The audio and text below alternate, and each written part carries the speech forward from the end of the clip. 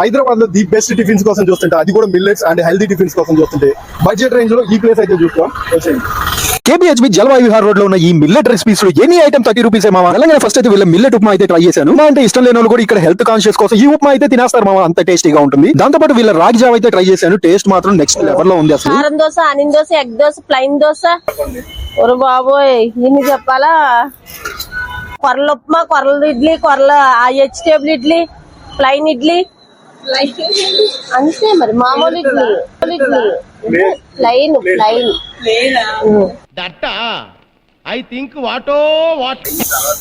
YouTube లోకి వెళ్తానికి ఇదే చాలా తేలిక అయితే. పరిగెత్తుతున్నారు, డాన్స్ వేస్తున్నారు, ఇయ్యేనా?